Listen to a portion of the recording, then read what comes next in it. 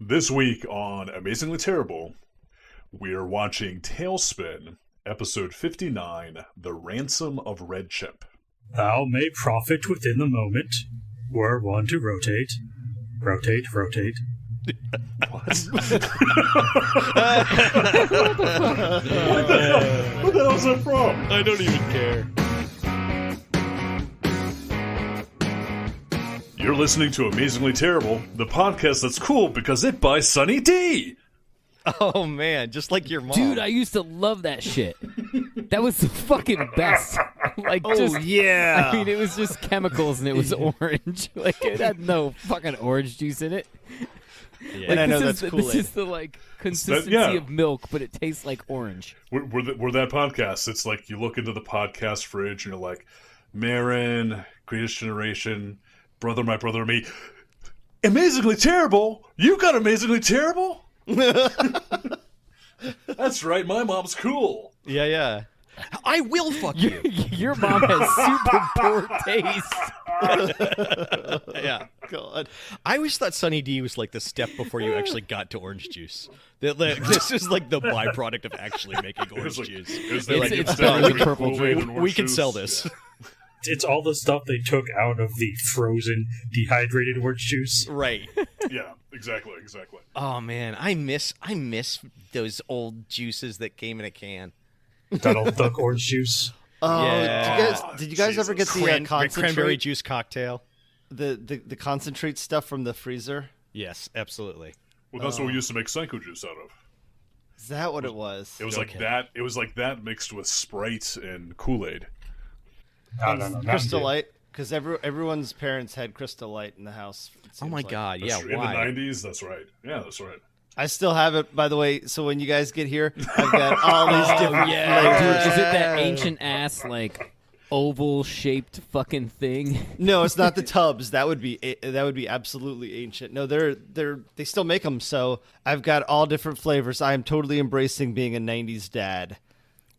I blast. You know it's 80s no longer the 90s, right? I know, but I'm Dude, gonna, the 90s was 30 years ago. I'm I gonna know. I'm gonna resurrect the '90s dad, or reincarnate it in me, or whatever. So, ladies and gentlemen, you know you're listening to Amazingly Terrible. This is where we review cartoons. You know it. You love it. You've been with us this whole time. But that illustrious voice that you just heard, I know it doesn't require any introduction, but that was my friend, your friend, Michael. Wow. What's going on, Mike? Oh, Mike, I don't like it. yeah. I don't like it. Let's go back to the old way. I don't like it. I don't. This makes me nervous. Weird taste in my mouth. It did. I definitely felt the red dot of the sniper on the back of my head when Adam was talking. You're right, Mike. Nice. All right. It was a bad idea. I agree. So we won't stick with that one? Okay. My no, name's Adam. I'm mad. I'm David. This is Derek. My call sign is Coop. I'm Grease Matt. Grease. Grease Matt. Grease man. Nice. I'm nice. Grease Matt. Hey, I'm Grease Matt. I do like that. Oh my god. They let Hold me the come dogs on the need to go out radio there. at night because I am willing to work for nothing. I went to work for nothing and worked the Yeah. midnight shift. The dead men shift on the radio station. I actually don't need to eat. I subsist on the sound of my own satisfaction with my voice. I know it's sonically unpleasant to everyone, but I love it. I Sonically. I am my own fuck album. Lord. Sometimes I simply command myself to come, and I do. All right. So you killed it.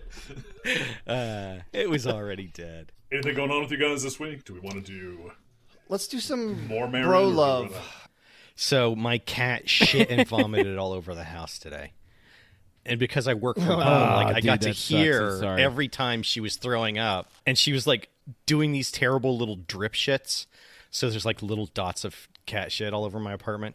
It's fucking. I mean, honestly, that sucks, I'm glad I was home, so I know what was going on. Because if I had come home, I just been like, what?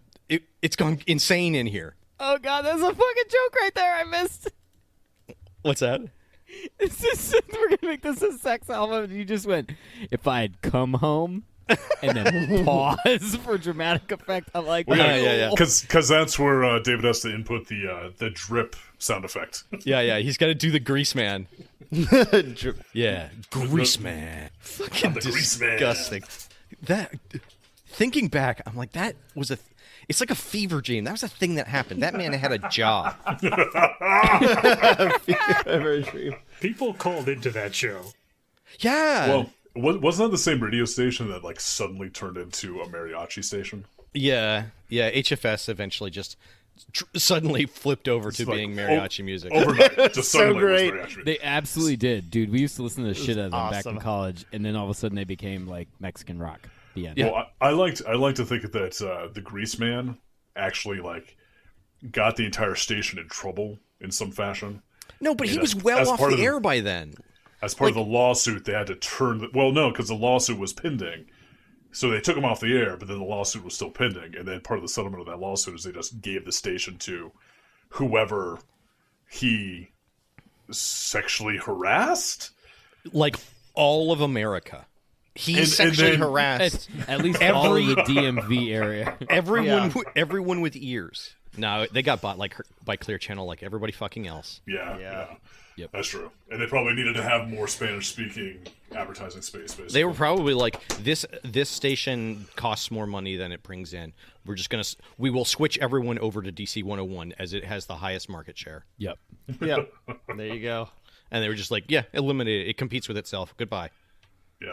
DC 101 is really fucking lame nowadays. Honestly. I mean, it was lame back in the day. Yeah, it was not that great back then. It's the same radio channel. They're playing the same songs they did in the 90s. Yeah. It's still They're the same best. morning DJ. It's the same hits from the 70s or the 80s, 90s, and today. It's 2023. How do we go 80s, 90s, and today and cover a span of 23 years? You know, the greatest trick the devil ever played was buying up all media. That was brilliant. How's everybody else doing, David? I'm good. So is no one watching me do my own little unboxing video here in the background? I was watching. What do you I was what are you hearing- hiding? It was not. Made an order to a hot sauce place. Habanero mustard. mustard. That is a lot of mustard. That is, yeah, that's a big jar. It's perspective. Oh! I thought it was like the size of like a tomato sauce can, tomato sauce jar. Fuck me. Come on, you could do it. Thanks, buddy. I can say 3 words. Why don't you talk good now?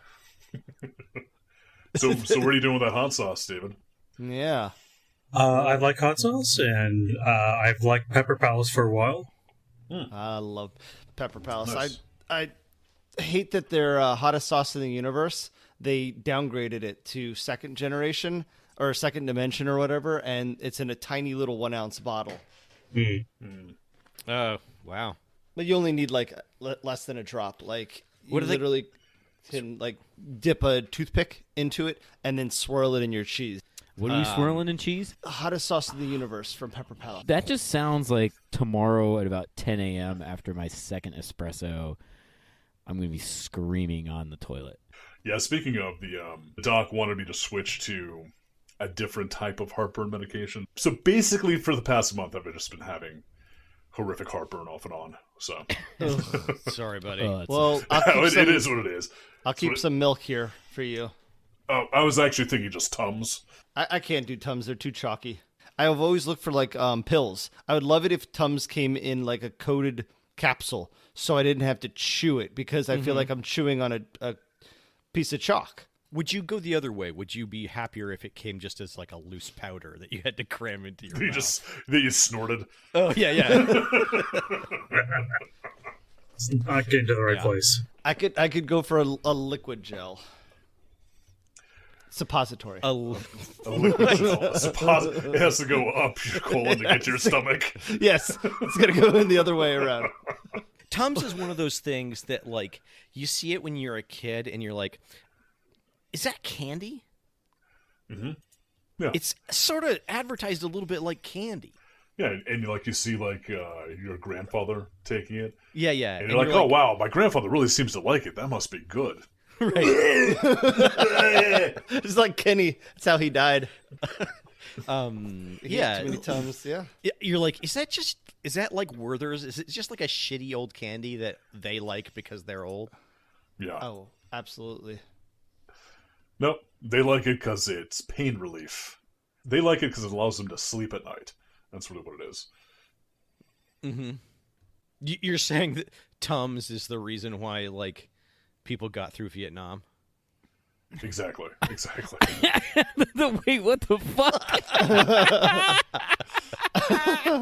Tums is like how the Greatest Generation Hey guys, doesn't talk about what happened to them. you want to know what really fucking levels you off in war? Tums. It's not Tums, booze. Tums. It's not fucking Yeah. THC. It's not Imodium. Yeah. It's fucking Tums. That's why the Greatest Generation came home and didn't have PTSD. Tums. Tums. I think they did have PTSD. Oh yeah, completely 100%. That we just called it something different. Yeah, they absolutely did. That generation went on to be like exceptionally paranoid. Yeah, hence the not to get political, hence the housing crisis. No big deal. Or the Cold War. Or the war on drugs. Well, I mean, there was a lot of things. There was a lot of things. There was a indeed lot. Anything. Speaking of one of those things that boomers made, let's Speaking. talk about that tale.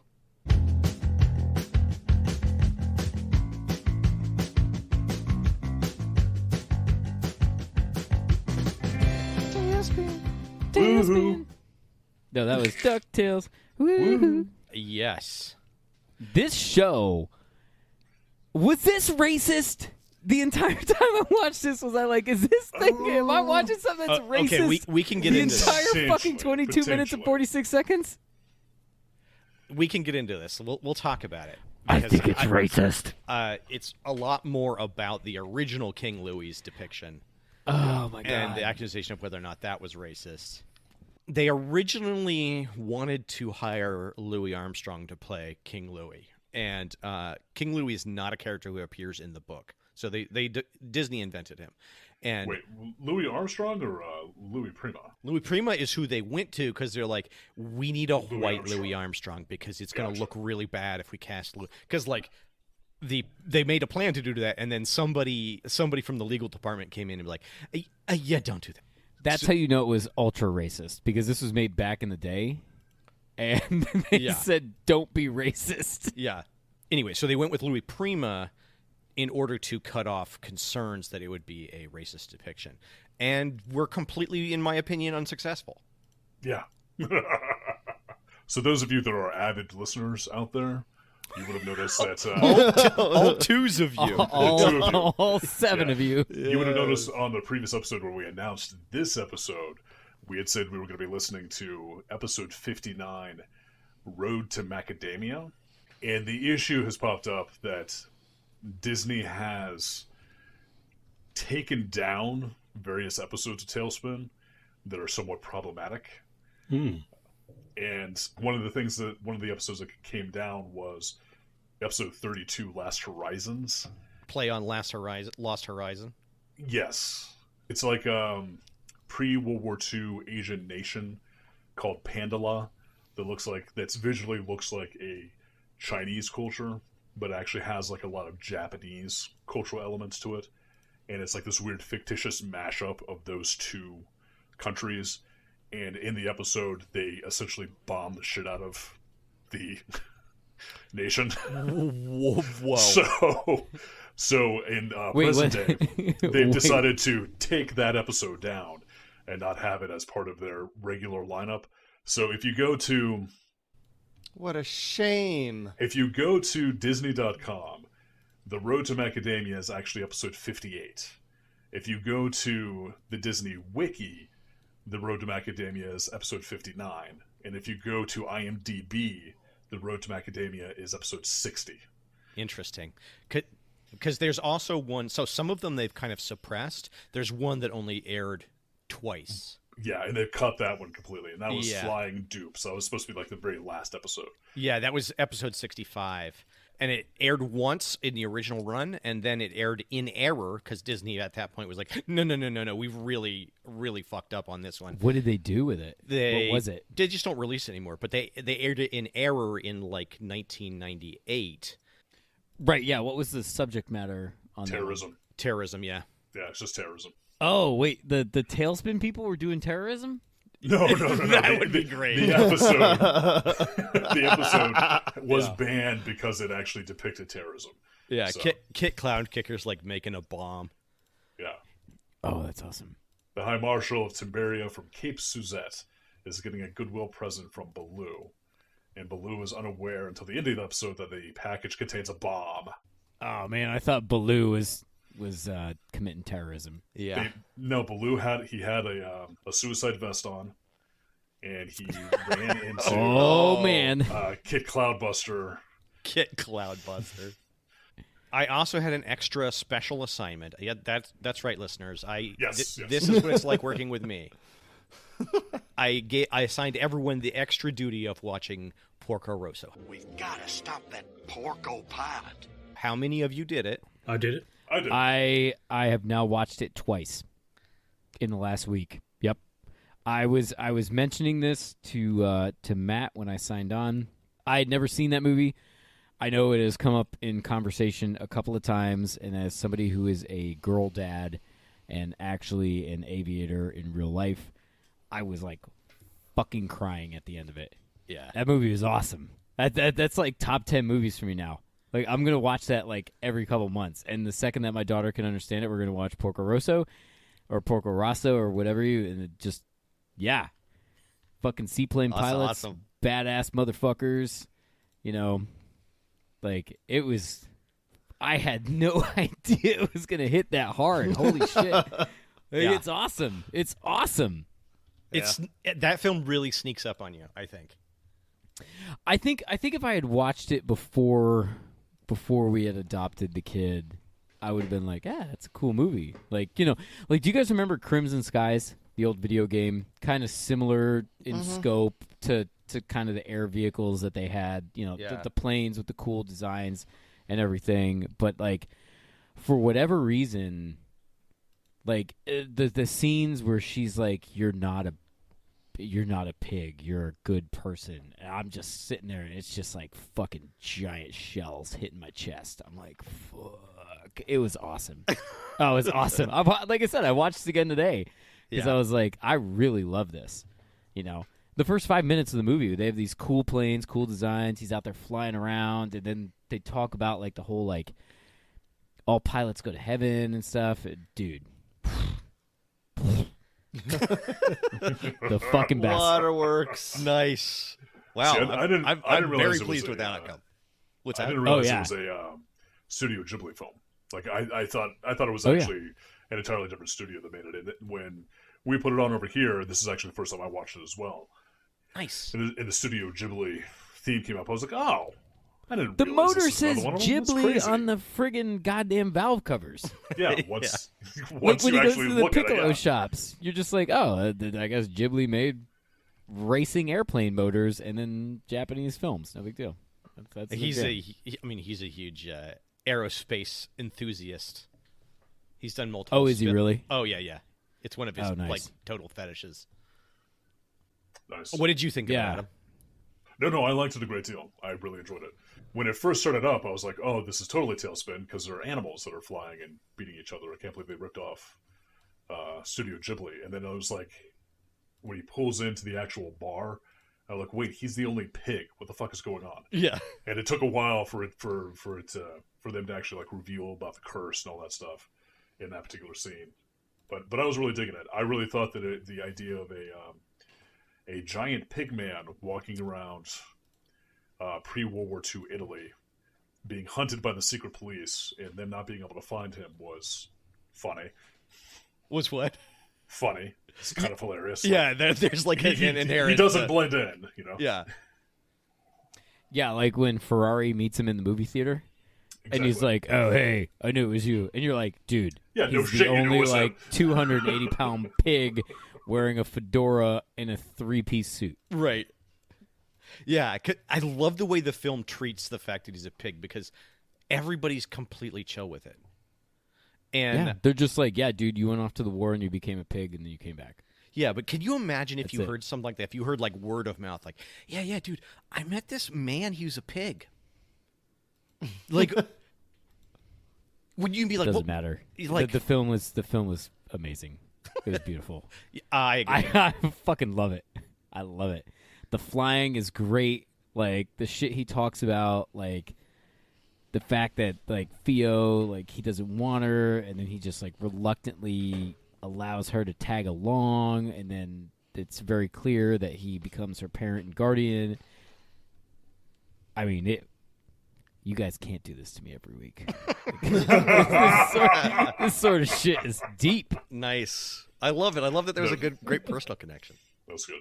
Oh yeah, dude. No, I absolutely. As soon as the kid knows enough, I'm gonna be like, hey, let's watch Porco Rosso, and then halfway through the film, she's gonna be like, Daddy, are you crying? And I'm gonna be like, No, you're crying. I'm not crying. It's You're just crying. it's dusty in here. No, I'm a I'm pig. just gonna be just like bawling in the corner, just like, oh, Dad. So, anyways, it was fantastic. Yeah. David, Thanks for the rec, man. Okay. Awesome. David, had you seen it before? I had not seen it before. I thought it was a lot more Japanese than Tailspin. That's true. That is true. It was. But Matt, have you watched it recently? Honestly, not super recently. I was going to do a rewatch and I ran out of time this week. But within the past 2 years. Okay. So I was going to ask you about the scene in the beginning where the mass of children just sort of flow over the airplanes like a wave. Yeah, isn't that beautifully animated? That's great. Yeah. Yeah. There's that, and then my other favorite part in it is like the beauty of Japanese animation. They have no problem like showing like burnt out cigarettes, like just butts and stuff. Like I'm just like, oh fuck yeah, I love you, Japan. They show him eating a meal and he's smoking while he's eating it. Yeah. Dude, there's multiple times where he just like long draws the dart and then he shoots two friggin' like not like wafting out of his nostrils. They're like jet streams of fucking exhale. Like Yeah. it's amazing. It's kind of funny though, because if you had turned into a pig, like you would find new ways to enjoy your body. Oh yeah. Yeah. You're like, oh wow, dude, I would do my corkscrew World War I penis is fighter really doing pilot? something crazy.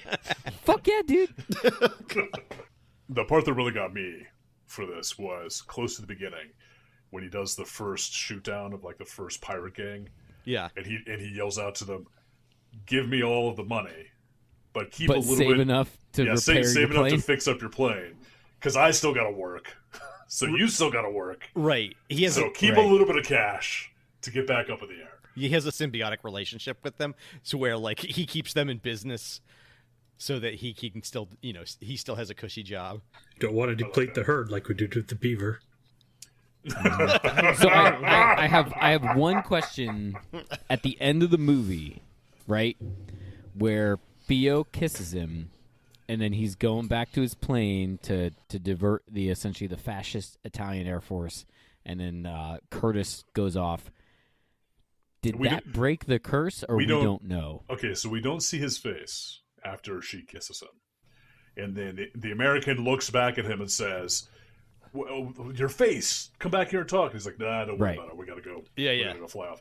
So, of course, the theory is young innocent girl, kisses him, and she forgives him essentially for being like a shitty, cowardly pilot that left his friend to die, or whatever it was, whatever the curse was that caused him to turn into a pig, and that broke the curse.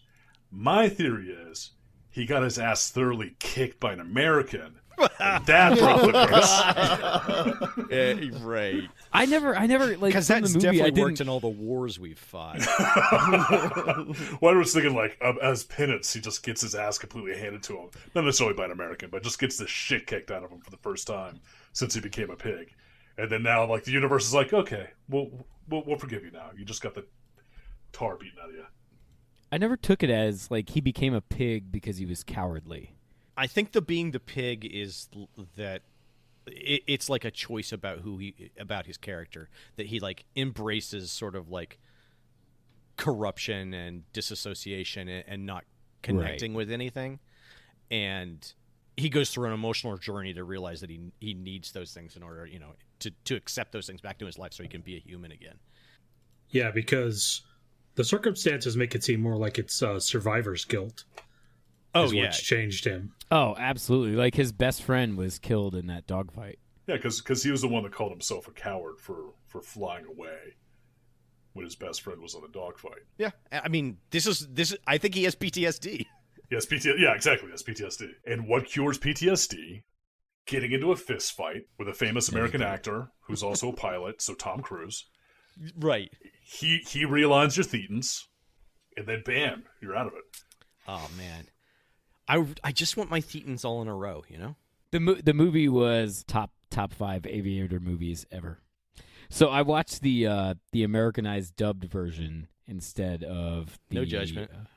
Yeah, dude, Michael Keaton plays Porco Rosso, and then Carrie, was it Carrie Elwes, whatever from Princess Bride, plays Curtis. Like, so the entire time I'm like, wow, Batman is like, he's like, I don't know, Yeah. And then all of a sudden, the Princess Bride is like, I want to fight. And these two dudes are just beating the shit out of each other. And I'm like, oh, man, this is amazing. This was on the tail end of Batman also, because this was 1992, right? No, Yeah. 1992. Yeah. Yep. Man. So, And they had a habit of hiring really big name actors and actresses, like is it Nausicaa or no Princess Mononoke? Yeah, wasn't Gillian Anderson in there? And The woman who voiced Gia was the lead for Beauty and the Beast on Broadway for decades. I know we need to talk about Tailspin, but wow, that was a fucking good movie, guys. it Thanks, was good. Matt. It was good. That was really good. I like. It has a lot more of the colonial feel that Tailspin doesn't seem to have, but that Archer Season 7 does. Yeah, the Colonial whole feel? like Adriatic, Yeah. where it's Yeah. like, mountain, like island, and going to the.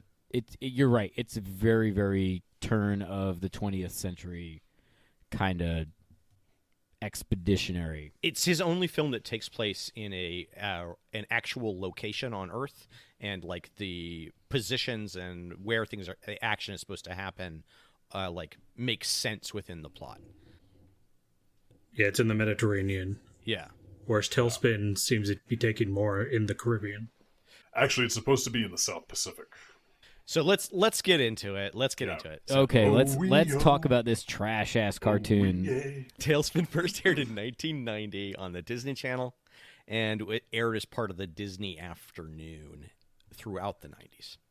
So, just real quick also, Porco Rosso coming to screen in 1992, it was actually based off of the manga that came out in 1989.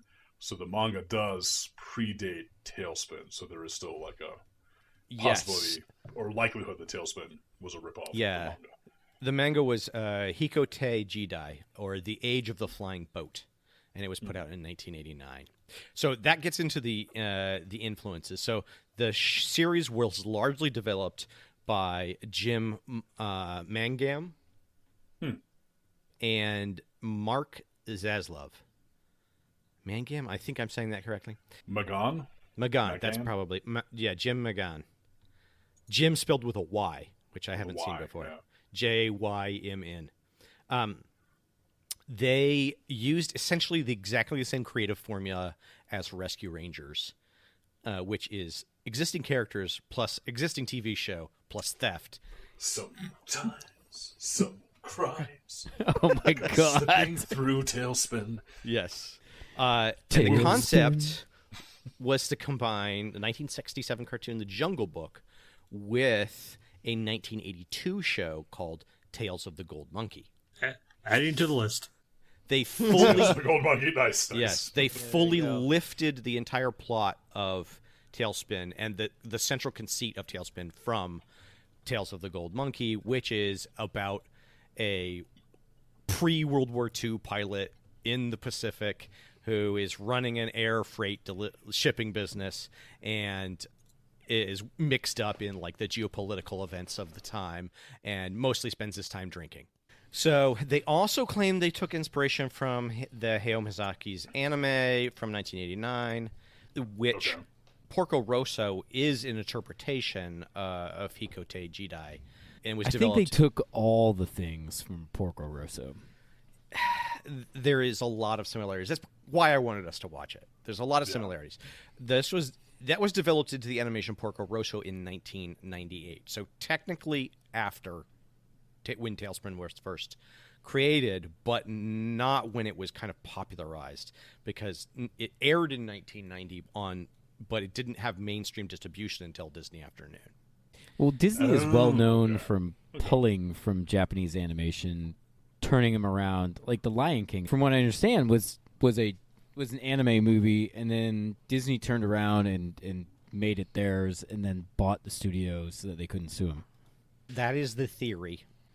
And there's so many similarities here. It's like always been a big question for me, because certainly, like, if you look at the work of Porco Rosso and you look at Tailspin and looking at the Tums, you're like, well, one of these feels like a copy, and it's not Porco Rosso. Yeah, exactly. No, Porco Rosso was gorgeous.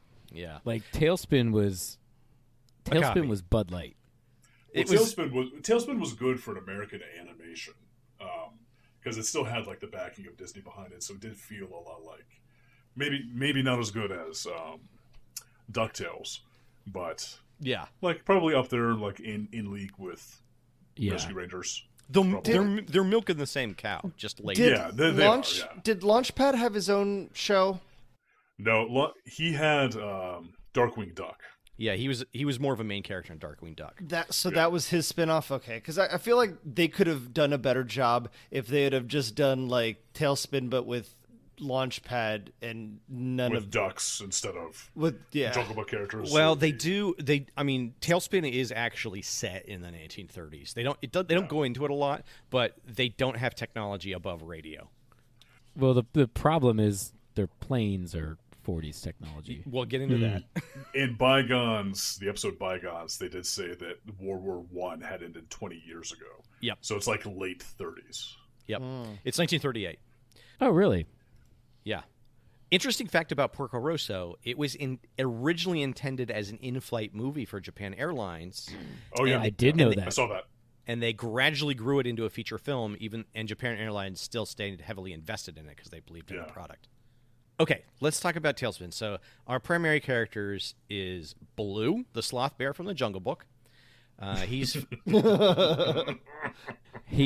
your basic bitch.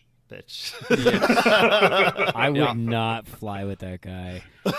So he was originally voiced by Phil Harris, who did him in the 1967 Jungle Book, but he was replaced by Ed Gilbert because at the time Phil was 85 and had to be driven in from Palm Springs for each session, and they were afraid he was going to die before they could finish the show. Yeah. Also, I think they didn't want to pay to drive him up from Palm Springs. Yeah. Probably. That's probably more the issue.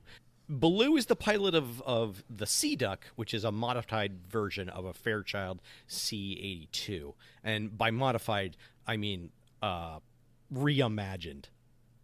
Okay. Yes. So heavily modified. It looks unrecognizably modified. They did not have those planes in the 1930s. No. If that's what you're asking. Kit Cloudkicker is who does not appear in this episode. Does not appear in this episode, but he's a 12-year-old brown bear, which for a brown bear is an adult. But in our story, he's a juvenile. And he's basically the audience surrogate. He was voiced by R.J. Williams and then also Alan Roberts in different episodes. And he was not a character in the original Jungle Book. And I always found him pretty one-dimensional. But looking back, that might have just been the show. Yeah. I think it was. We also have Rebecca Cunningham, who's not in this episode. Yeah, who's not in this episode. She's the love interest, perhaps, and owner of the air service where Baloo works. Yeah.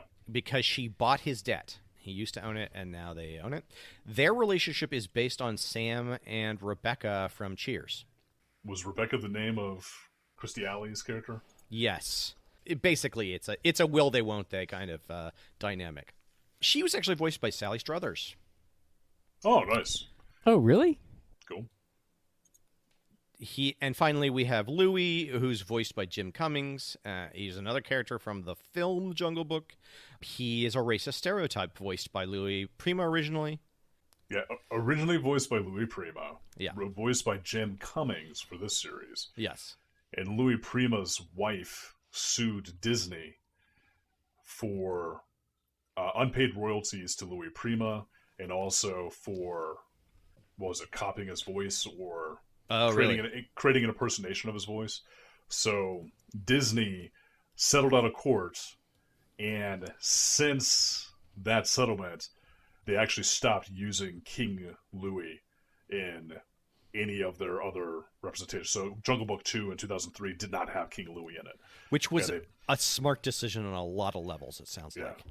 Apparently, when they brought him back in for like the live-action Jungle Book, they called him King Larry, and they changed the entire voice and setup and everything. I think they they kind of reinvented him for the when they did the CGI one. Yeah, which was smart on their part. Honestly, that was a good call. Don't carry the racist character on through your series. Yeah, this is the thing that Lucas didn't learn. Yeah. Ditch the racist character after you do him once. There are hundreds of characters. Like, literally, the list goes on and on. I just tried to name the main ones. Shere Khan was the owner of Khan Industries. He was the tiger. He played like the main bad guy, right? Not exactly. Oh, okay. The main bad guy was probably the leader of the air pirates, but Shere Khan was more like a Lex Luthor kind of character. So sometimes bad, sometimes good, but always with his own kind of. Like Mom from Futurama. Yeah, like that. Yeah.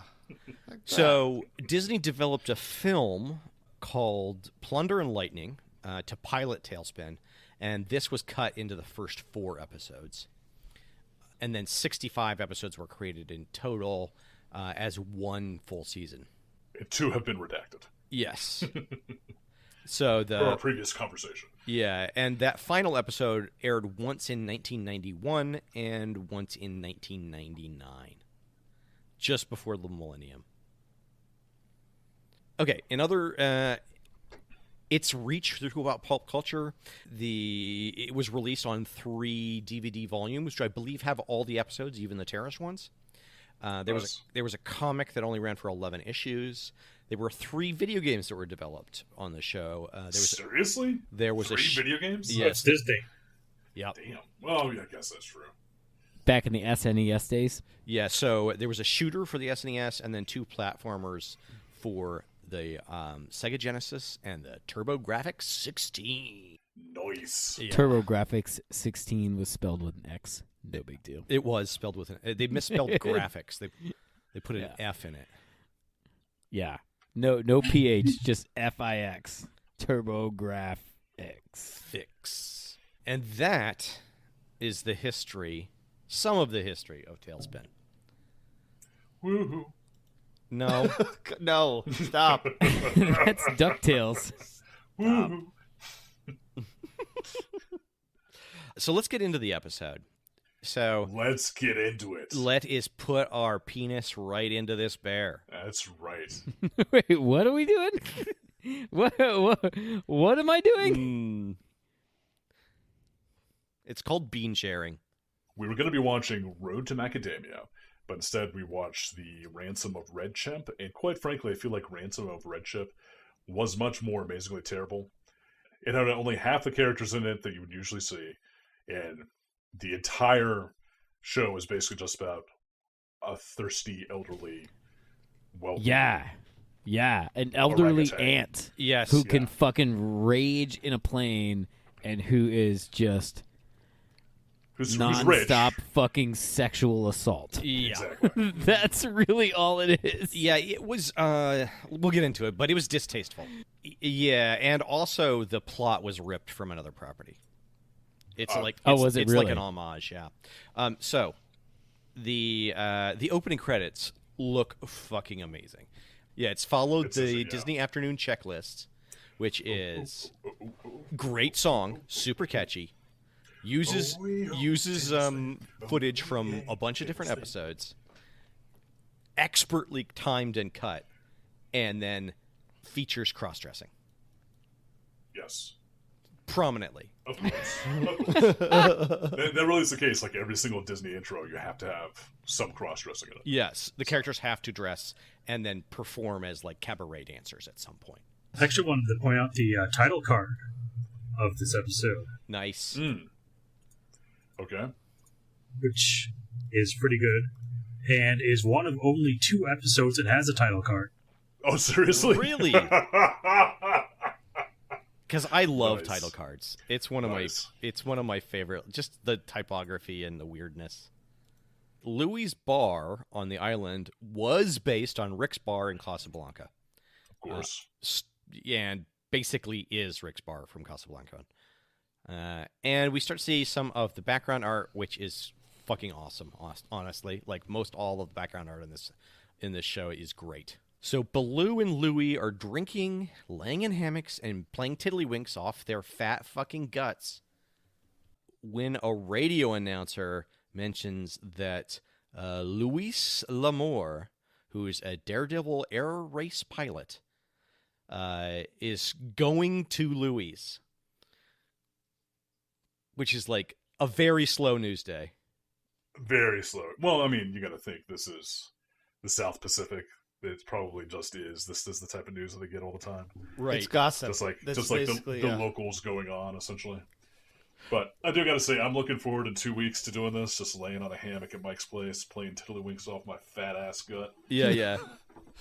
If you're going to be outside with the hammock, it's going to be pretty cold, but you're more than welcome to. We're devoted. We're dedicated to this mission. You Mike- can't bring the hammock inside, no. Mike, this isn't getting aired until like May, so we'll pretend. that it's warm outside. Oh. It's also like it's one of those things where you like, you know, like expat radio has like news that's interesting to expats. So it's like basically worthless, but more or less a coup is going on the island, and they're just ignoring it. You know? Yeah. Yeah. Oh, this won't trouble us whites. No worries here. We still have money and servants. Boy, bring me more gin. We also learn that this is Louis' aunt. And Louis panics and tries to shut down the club, saying his aunt will party too much and calls him Louis. And these are going to destroy him in some way. Yeah, it seems like her calling him Lewis was going to be what bothered him the most of this entire ordeal. It would bother me if my aunt called me Louis. But your name is Matt. Yeah, that's why it would bother me. I think in this exchange also we get that she is wealthy. So Yeah, she's She owns her own race plane. right and flies around with This it. woman has some money. Yeah, and she flies around with it the way racers never do. that's right. And Baloo is like, Baloo at this point in time seems like he's kind of DTF with all of this. He's like, she sounds like my type of gal. Yeah, yeah. You know, I want to party with her. She's so cool. Well, Louis, again, like, Baloo doesn't get it, you know? Like, nothing bothers Baloo. Nothing bothers Baloo. He's the type of guy that incurs so much debt that he has to sell his business to Right. a random person and still work for them. Yeah, I mean, again, I think this is supposed to be a depiction of PTSD, right? That he's like dropped out of life. Like, he's a retired, essentially. In his mid-30s. He's like 25 and he's retired. Yeah. Not because he could, just because he wanted to. He's the type of person that says, I was tired yesterday. Today I'm retired. You fucking idiot. He is the type of guy that would make that joke, yes. Yeah. That is the worst fucking joke ever. Exactly. That's exactly something he would say. He would be very into, Jimmy Buffett. Yes. Oh, yeah. That Yes. too. Aunt Louie arrives, buzzes the restaurant, and then lands her non-seaplane on the zigzag dock itself. Mm-hmm. And she is very clearly an agent of the Chaos Gods sent to Earth to torment its inhabitants for the benefit of the warp, so that ultimately it can consume the material universe. specifically Slanesh. Yes, that thing. Yeah.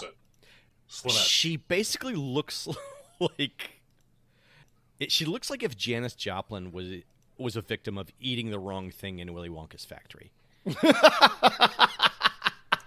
She looks like, she ate one of the boysenberries and was turned into something and then squished and extracted. Yeah, and that's and tortured essentially. And Baloo is totally impressed, but Louise tips him and then just grabs Louis, shouting that she wants to party. Yeah. She loads the jukebox with coins in like a kind of fun little animation where she's like kind of mechanically popping them in there like she's got tons of practice, and gets the whole bar to start dancing and having a great time. She and Baloo start dancing together, and this becomes some sort of Zoot Suit riot. Yeah, it's the worst thing you could do is walk into a bar, put Cherry Poppin' Daddies on for the next 20 songs. Nothing but Cherry Poppin' Daddies. Baloo and everybody else that meets Aunt's, whatever her name is. I don't even remember her name is. Louis. I think it's Aunt Louise. Louise. Yeah, Louise L'Amour. Louise L'Amour, yeah. Everybody loves her. Everybody thinks she's the life of the party. Everybody's having a good time except for Louis. Yeah, because their wild abandon throws the restaurant into disarray. Bottles fall from the shelves. Furniture is destroyed. And Baloo is loving it, but Louis unplugs the jukebox. And at that point, Louis L'Amour goes berserk.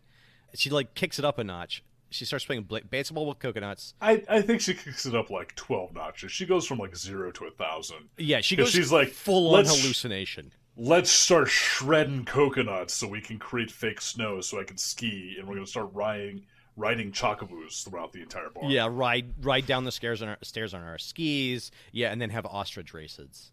So she definitely takes it up a notch. Meanwhile, we cut to Don Carnage, who is the leader of the air pirates, and his long-suffering, dim-witted air pirate crew.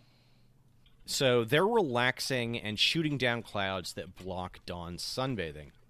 While turning Don with a pizza flipper, they complain of being bored, and Don, hearing the radio, suggests that they kidnap Louis L'Amour. Yeah. Louis L'Amour. And the Don is French, so... He's all over the place. He's in a sort of an amalgamation of different accents. Back at the bar, she has converted the bar into an ostrich racetrack. At this point, Louis is at the end of his rope, and he fakes a radio broadcast saying that the race that Louis has been moved up to today. And he fabricates a challenge to his aunt from Jacques Dejour. And that her opponent is bragging that he's going to beat her ass, basically. Yeah, from another racer called Jacques Dejour. Yeah. And then he cries crocodile tears as Louis storms out, heading to the race. And Louis is doing this all wrong.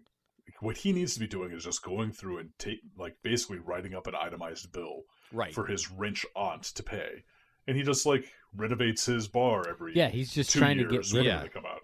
Yeah, so. She's trying to get rid of her inheritance, and he's too dumb to pick up the hint. Yeah. Yeah, exactly. Oh, hey, you have a race plane? No big deal. Right. Anyway, her mid-flight, her plane is captured by the Iron Vulture, which is essentially the shield carrier in the purple colorway. It is in defiance of all physics. And it seems like the pirates already have it going on right now. If they can afford a ship of that size, its maintenance and upkeep, and its fuel costs, they're probably fine. Yeah, and there's also hundreds of them. They seem to be a never-ending supply of air pirates on this ship. Yeah, because there are an awful lot of airplanes in there. Because it is like a carrier. Yeah, there's a ship carrier. There's a whole airplane bay with folded up wings, full planes. squadron. Yeah, it's the helicarrier basically. Yeah. The pirates try to intimidate her and fail, and she turns the tables on them, first flirting and then showing them how to scare people. And this culminates in a series of actions where she challenges Mad Dog, the second in command, to an air race. Nice. And this is when you're like, oh, Luis is a one-trick pony. And, like, it's always like this. Well, a more nuanced show would like show her using this to facilitate her own escape and to get out because she now has access to her plane and she's flying around circles on the inside of the Iron Vulture. So eventually that's going to lead to her like busting her way out. Right. But no, they don't do that. No, because she again, she's an agent of chaos. All she exists to do is to spread chaos. She doesn't care for her own flesh. Exactly. Yeah. Exactly. Back at Louis' bar, Don Carnage calls Louis and Baloo, tell him that his aunt has been kidnapped, and he demands $5 million in ransom. And Louis caves very quickly. And Don Carnage tells them to meet him 20 miles south of the bar at midnight. Yeah, of Baloo's Island. Or of Louis' Island. Yeah, and I just want to ask Derek, as an aviator, is that Yeah, good what's up? directions? Could you, if someone said to you, like, hey, fly your plane to 20 miles south of this location at midnight and we'll meet up, would those two planes ever meet each other? So, sort of. You can essentially give a bearing off of a fixed location, and that is very precise. So if he had meant south, meaning like 180 degrees on the magnetic direction from this point in space, 20 miles, those two airplanes would be right on top of each other. But if you just kind of like gave a broad like be to the south, you know, like then absolutely like small plane, big sky type thing. Yeah, if they're like, where do you want to meet? And you're like, South America. Exactly. If you're like south of Mexico, like where the fuck is that? That's a lot of hemisphere right there. Like, it's just a shitload of space. At this point, Louis vows to free Luis. Vow locked in. Who is at that moment air racing through the interior of the Iron Vulture, having food fights, and generally causing mayhem. And at this point, the Iron Vulture, or the IV as I like to call it, seems to crash into Don's hideout where he has been kind of sunbathing, and he clings to the side. And this just didn't make much sense to me, but I just felt like it was just there to heighten the stakes somehow. Yeah. Or to like show off even more how much more chaos she's able to create by crashing their ship into his base, and then like him trying to take control in some fashion. Everything she touches, by climbing his way in. Yeah, everything she touches turns into a Rube Goldberg device that ends in death. Yeah. Finally, Don climbs Death and despair. What's that? Death and despair. Doom! Yeah, that's what she says when she takes a poop. She just yells it as she drops a grumpy. Nice. Doom! Kerplunk. At this point, Don Carnage discovers the chaos that Luis has created, and he finds her flying the ship in a big floppy hat, pretending to be a pirate. Yep. And he demands that the ship stop, but Luis again turns the table on him in the exact way that we all knew that she was, which is saying that she loves a man with an accent. And of course, the affection of an ugly woman is reprehensible to all men. And so this scares and frightens Dawn as she pursues him in an amorous fashion. In an aggressively amorous fashion. Yes. One of those AAFs. That's right. AAF. Yeah. Louise is definitely AAF. I fucking knew it. She AAF fuck. She's you guys. She's AAF. I really hate you guys. Yes. And at this point in time in the series, this is when I'm like, Don Carnage, you're a pirate, you're a pretty boy, you're not very successful. You have an aged, Yeah. wealthy like supremely wealthy. Agent of Chaos. Agent of Chaos. Exactly. Agent of he's Chaos, trying to, yes. He's but trying to ransom her off for $5 million. Meanwhile, she would bring more than $5 million to the table and willingly give it to him. yeah, like Maybe. he like honestly, this is like a golden opportunity Maybe for him. she was trying to rape him on screen. The whole thing, honestly, the whole thing was really gross. I hated It this. was. This The was way not they a treat good her episode. character is disgusting. Yeah, 100% with you. We get I'm just serious Pepe Le Pew vibes, which is, again, Reverse another Pepe Le thing Pew, that yeah. they learned not to include in cartoons anymore. Yeah. Because it's gross, and it's not any better if, a female character does it. Yeah. Yeah, Agreed. I Having 100%. said that, he should have jumped on this opportunity. Gotten married, gotten the will changed, gotten in there. I would have respected him more if he'd done it. Adam, Yeah, get out of exactly. horny jail. Yeah. Well, she is a redhead, Mike. Yeah, she is. She's a know- redhead. She's a red body. She's a red. She's a everything. Category 5 clinger. There's no way. Oh, Jesus. That's reprehensible, Mike. Yeah. I didn't say that. Yeah. You said that. I'm just saying, Don Carnage has got it made if he could just go along with this. No. Right? Yeah, if he's like, this is my jam, Yeah. dude, money. They Load that bitch in the cash gun and just... plus, honestly, according to Baloo, she's a ton of fun too. So I was gonna say she seems like she's fun. She's the type of partner that'd be like, you know what? Let's go to Paris for the week, real quick, just on a whim. or she I'm might be gonna the buy you kind of everything. partner who's like, hey, let's go blow up Paris. Yeah. Let's go. Let's go blow up Paris. Let's get an 8-ball. Go It'll light last a us all bomb week. underneath the Eiffel Tower.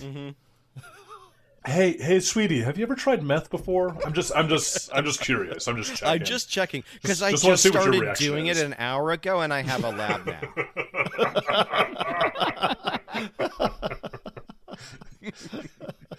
Are you wearing some really bright colors, or is it just the shrooms I took a few minutes ago? That fistful of few shrooms. Yeah. Have you ever tried a land war in Asia?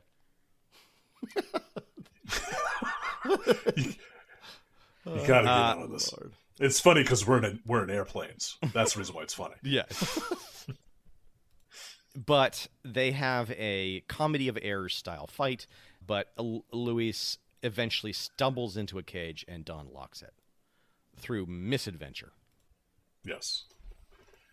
And without hesitation, she immediately picks the lock. So Yeah, So the next she's got scene, that she's going picking for her the too. lock. Yeah. You know. Yeah. Nothing can hold, again, agent of pure chaos, nothing can hold her as long as she continues to serve chaos. They will continue to fix the world so that she's unable to die. Yeah. I think she's definitely trying to end her life. This is all just like her suicide mission, basically. She's 500 years old, man. She's got like triple life insurance policies taken out in her life, and she's just trying to leave it all to Louis. So Yeah, she's yeah. doing her best to try to drive herself into a heart attack. She's like, no matter what happens, I keep doing all of this cocaine, and my heart just keeps going. No, and the dark gods of the war simply will not release her. Outside, Louis and Baloo are throwing coconut bombs.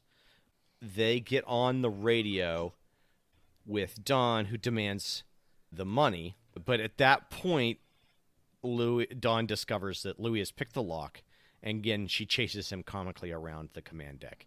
And this is like a very fast, weird transition where there really was no reason really to lock her up. It just Yeah. they needed to fill space. And Don Carnage, as he's interacting with Louis now, keeps like dropping the price on the ransom Yeah. as she's chasing him around and kissing him and straddling him and groping him. Yeah. At the height of comedy, a man turns down a woman. That is so funny. And he Hey, Benny, you know what's funny? Hey, you know what's fun? Hey, you know what? Reverse sexual assault. That's what's funny, Benny. Hey, you know what would be? You know what's something you love? What I love, the ladies, even though they don't Do love you me. love fucking? Wouldn't it be funny if you didn't? Wouldn't that be weird? Yeah, I can see that. Yeah. Wouldn't that- Jesus Yeah. Christ, this guy again. Would- Who lets him into the room? Jesus. Phil, get out of here. What are you doing? Well, Come on. Phil, Me and Benny trying to make a cartoon, and you keep coming in here talking about I know how you're. you do I know like your dad owns the studio. I'm talking here. I'm talking here. Sounds like you're squawking here. Ooh, write that down. That's a good one. Oh, Benny. that's a good Write joke. that one Oh, down. what if they were all boys? Oh, wait, no, we did that one. We called that No, one. no. we got that What, duck what tail. about fish? Butt tails, something Is like there that. a different kind of tail we can allude to? Mermaid If you know tails. what I mean. You mean Jason Tail, Benny? Ah. Wouldn't it be funny if we didn't know? I mean, Do you ever What think if we- about it? you know, just Do you ever think about kissing a man?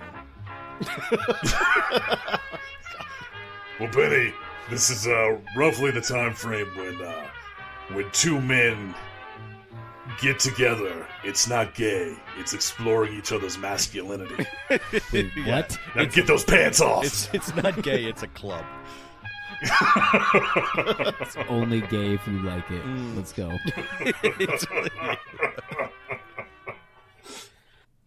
Oh, let's finish out this episode so we can talk about Who it. cares? God If damn. there's no such thing as gay anymore. There's just, No, there's just- different kinds of bodies to rub up against. Benny's sexuality is fluid, and it is Hey, an ocean and I- that we almost explore on our own, in our own time. What am I doing on this one? Am I grabbing boobs or giving a reach around? No big deal. Both. Boobs The or God, dubs? God gave you two Fucking- hands, Benny. Fucking sick. God gave you two hands. And three That's legs. right. I can give a reach around and feel up some boobies. So, yeah, it's, Oh God, oh Jesus. Okay, so basically the episode ends with Darn Carnage driving the price down to $5. yes. Louis saying you got yourself a deal, and then realizing he doesn't have $5. So then Don Carnage slaps $5 into Louis' hand and gives him his aunt back. Yeah. They drag the aunt away, crying because she's no longer going to be able to spend time with her truest love. Yeah. The pirates put up a token fight, and then they borrow the money for them in order to release Louis' aunt from ransom. Back at the bar, Louis is drinking away her sorrows when all of a sudden in comes Jacques de Jour, asking for a fromage burger. Mm-hmm. And he is then promptly carried away by Louis, who loves his French accent. And again, it's disgusting because Louis and Baloo then, cheers and drink to the idea of Louis' aunt raping a competing pilot. We do have like the little bit of a love-hate initially from Louise, because she says, you're the pilot that said that you were going to beat me Yeah. in the race, so I hate you, but I love your accent, so get that ass over here. Because she's a terribly written, one-dimensional parody of a person, and it sickens and angers me.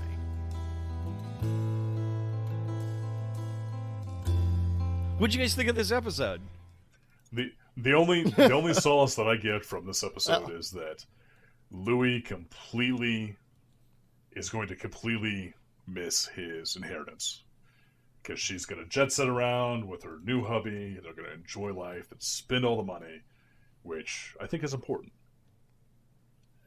You don't think she has one of those Warren Buffett issues where well, I can't possibly spend it in my lifetime, so I'll direct it all towards charities.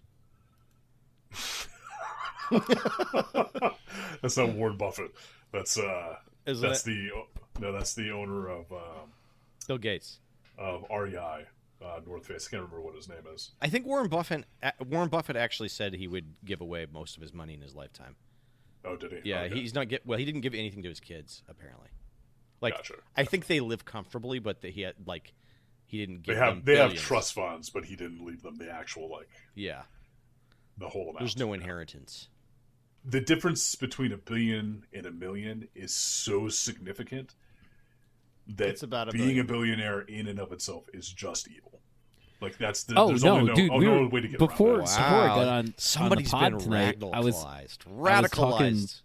talking to the wife, and it was like, "Would you suck a dick for $1 million or $100 million?"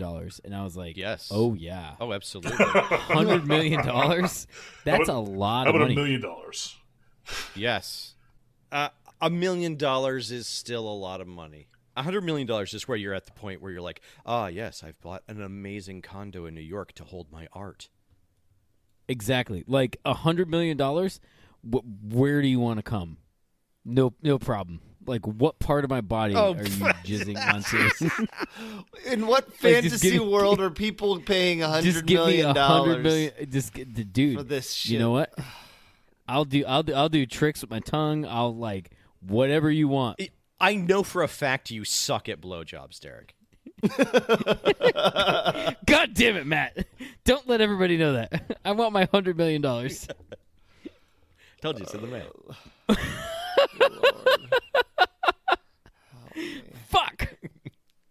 Sorry, my blowjobs are $5. God damn it! I'm so terrible at them. Can I borrow $5 to pay for one of Derek's blowjobs? Actually, do you have $10? God.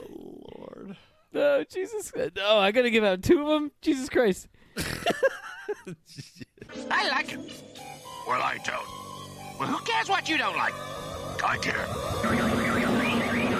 Did anybody like this? Are there redeeming things here? No, I did not. which is It's crazy. horrible. Yeah. I loved this show as a kid. Yeah, I mean, Like, I thought Yeah, it was yeah. cool as hell. Yeah, I loved And it too. then watching Porco Rosso, again, from what I talked about earlier, like actually being a pilot and then a girl dad. Oh, wow. And then watching this show, I was like, this is trash. And then watching this episode, I was like, this is even more trash. yeah. Dude, this show sucks. I kind of remember it being significantly worse than DuckTales or Rescue Rangers. But I loved the concept of it for some reason when I was a kid. But yeah, I ultimately have grown to hate it.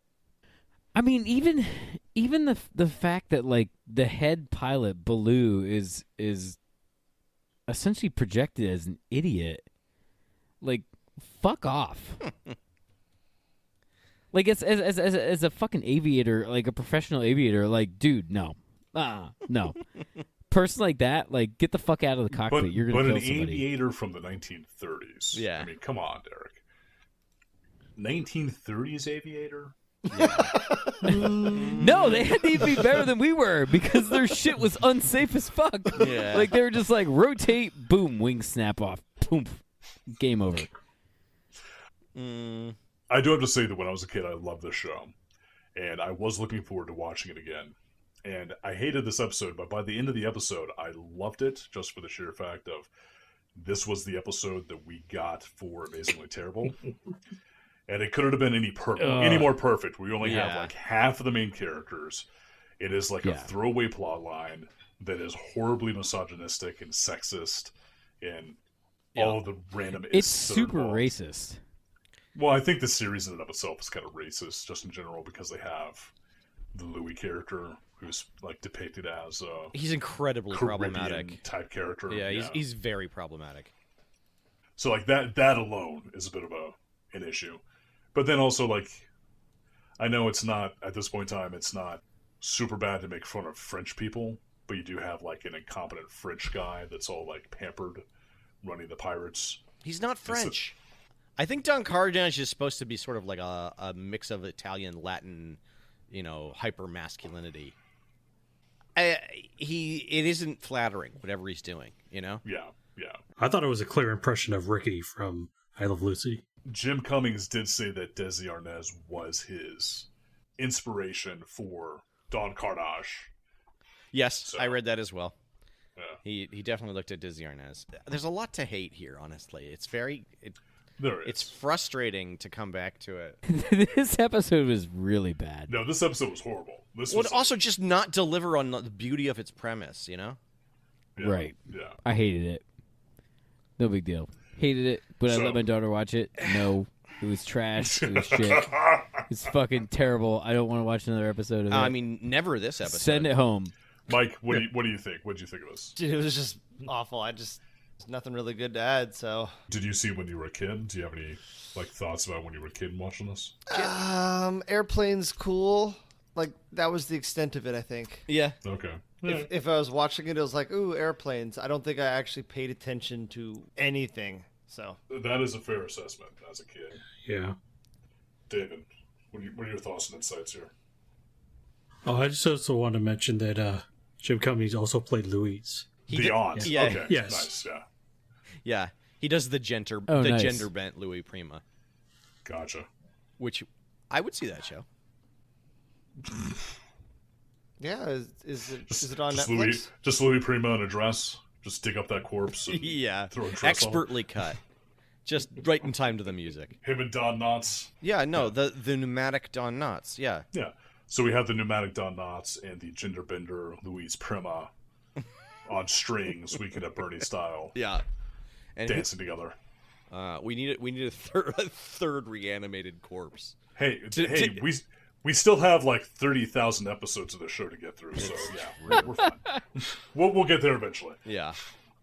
Some other beloved entertainer would die, and we can mock them. Like Chadwick Boseman. He's dead. Too soon, buddy. Yeah, he's dead, but he would be.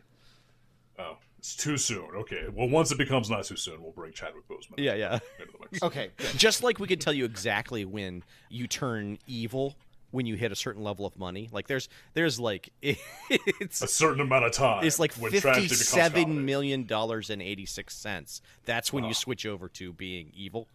That's right. And it's 4 years, 6 days, 3 hours, and 28 minutes for where it shifts from tragedy to comedy. All I can think of is the fucking song from Rent. Everybody has minutes AIDS. in One this. has AIDS. Oh no. AIDS.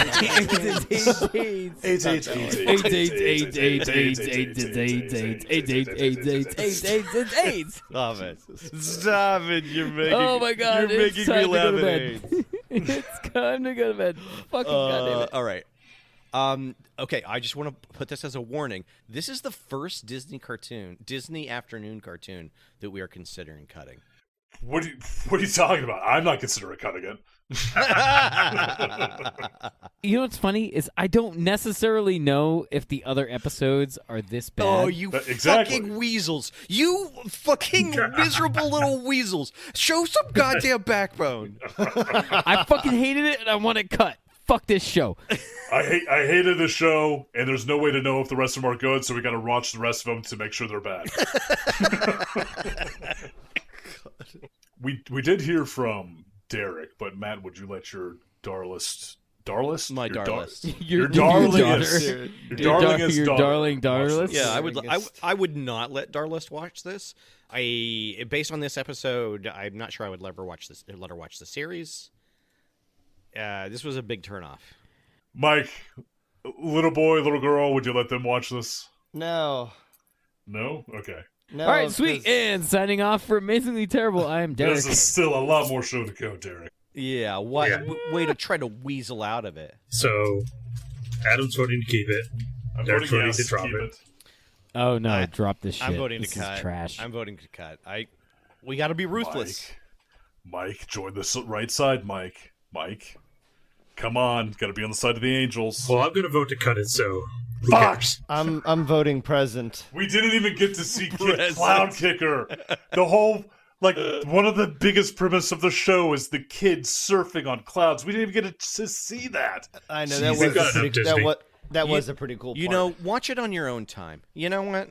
I'm not watching this garbage on my own time. I've got real things to watch. We're at peak TV, motherfucker. No, I'm not wasting my that's- time on this, but you need to waste your time on it. All right. Fine. All right. It's it. It's over. Your reign of terror is over, Baloo. There is an insurmountable pile of wonderful awfulness to dig into. Certainly. Redemption. David, redemption. That's you, man. You have to redeem Oh, your shit. fuck me. Yeah. So go to the full cartoon list. Vote Tailspin back on. Don't do it.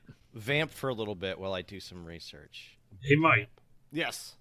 if I bring a bed to your house, can I leave it there? No, no more leaving stuff at my house. Oh my god, this looks abysmal. Okay, Knights of the Zodiac. I would like to move it from the wait list onto the torture list. Oh boy. Oh, It looks real bad. that is a Deke property. Oh fuck. Yes. Oh shit. Senya, a young teen, is recruited by Alman Kiddo to become a fabled Bronze Knight. Oh boy. This series follows the Bronze Knight as they fight prolific warriors in the quest of becoming Goddess Athena warriors. Oh, there's a million characters. Yes. Nice. Oh boy. There's 114 episodes. Yes, it's garbage. All right. It's 114 episodes that we've never heard of it. Is this like one of the original animes that got turned into Voltron? What? No. This is from 2010. It looks like it's terrible No, CGI. no. I'm looking at 1986 to 1989. What? Knights of the Zodiac. This is I'm looking at a new series. Okay, there's an original Knights of the Zodiac. There's a spin-off. And you want the Oh, spin-off is what you want. No, I'll take either one. They both look abysmal. Okay. Okay. Well, it's time for reverse retcon. We want cartoons 26 hours a day. Reverse retcon, everybody's favorite part. This is the part where we determine what we're going to be watching the week after next. Go. I appreciated that, Adam. Tell me what is number leak. Number what? Elite. Leet? 1337. 1337 Leet. Wow. Journey to the Center of the Earth, 1967. Oh, 17 boy. episodes. Wow. Yep. And dinosaurs. That sounds amazing. Who's got it? Oh man, that's a torture. Actually, is this a live action one? Is this a... Probably. I don't think this is I a have show. no idea what that is. Oh no, it says it has Oh, 17 God. episodes. This one might be digging into the internet to find this. Its genre Like is dinosaurs. 67. Dinosaurs. Wow. 1967, yes. American science fiction Saturday morning cartoon consisting of 17 episodes, each running 30 minutes. Produced by Filmation, Oh, one of boy. our favorites. Aired from September 9th, 1967 to September 6th, 1969. So 17 episodes over 2 years. All right, so Oh, which boy. episode are we doing? 14. Episode 14, Return of Gulliver. The Land of Giants is the setting of a war between the Giants and the Lilliputians from across the river. This sounds like it's going to be horrible. The Spider-Man Unlimited rules is like the film where Tobey Maguire learns how to be the worst doctor. He only works on spiders. God. All right, David, who is going to be hosting this episode? This honor is going to you, Adam. Fuck! Nice. Yes. I will make it work. And I will bring the energy. I will be so high energy. You're going to be like, is Jules Verne in the house? Because this motherfucker's going to the center of the earth. Yes. All right. So on a future episode of Amazingly Terrible, we'll be watching Journey to the Center of the Earth, Episode 14, Return of Gulliver. But next time on Amazingly Terrible, we'll be watching Rickety Rocket, Episode 8, The Creepy Creature Caper. Yes, that got changed due to poor episode availability. I've been Grease Matt. Grease Matt. I've been Derek. I've been David in the morning. Yeah, David in the morning. Nice. And his wacky Yeah, crew. David in the morning. The David in the Wacky Morning Show. That's right. I'm Mike. Thanks. Hi, Mike. Thanks for being your beautiful self. I have appreciate been Atom. Atom. Fuck off. I am Atom. Suck my balls. Not for $100 million, my friend. $100 million, you can suck my balls. You know What he are you only talking has about? 5. Just pop them both in there. He only wants $5. All right, guys, I gotta bail. Call my wife. All right, It's been fun. I love seeing you guys. Amazingly Terrible is produced by David and Adam. Music by Josh Woodward. Send your email to monotonouslyterrific@amazinglyterrible.com.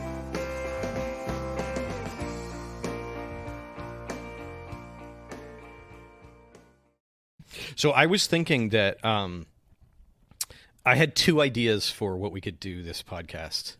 The first is that we each intro the next person like we're their hype man, or alternative, like we have a versioning unsuccessful podcast and we've landed like a big get and we're like super too respectful to them. The second one is this: why don't we do this podcast as if we've been doing podcasting for 10 years? Like, we just don't give a shit anymore. Yeah. Just say and do ridiculous dumb stuff. Or like we're super into it. We're like, subscribe, like and subscribe. Smash that like button. Yeah, why don't you smash that like button? Just smash that like button. Why don't you put all of our podcasts on? Just leave them running in the background. Oh yeah. Go get laid listening to our podcast. Give it to your God damn, that's the worst idea ever. Yeah. Go ahead and just get your groove on while listening to me. Oh yeah. Hey, You're baby. doing great, guy. Keep it up. Just keep on going. Oh yeah. I like I got some shit we can fuck too. Yeah. Amazingly Terrible comes on. Yeah, and yeah. he or she's like, this is the worst night of my life. Yeah. Get it, player. Go get in there. That's right. That's right. Wreck that thing. I like the Hey, just for the ladies out there. Adam's voice for radio, just like, ooh, hey, baby. I like the idea that it's like a sex album, so there are like certain points in the album that you're supposed to hit, at certain moments during lovemaking. So we're like, hey, you haven't really come until you've come to Mike's musical outro, where he plays a keyboard. I'm only gonna bust when they hit their swing moment. Yeah. Oh yeah. When Mike talks about redheads. Yeah. Swing. I'm a blonde. I know. Yeah, let's do it. Let's run this podcast as if it's a fuck album. Let's do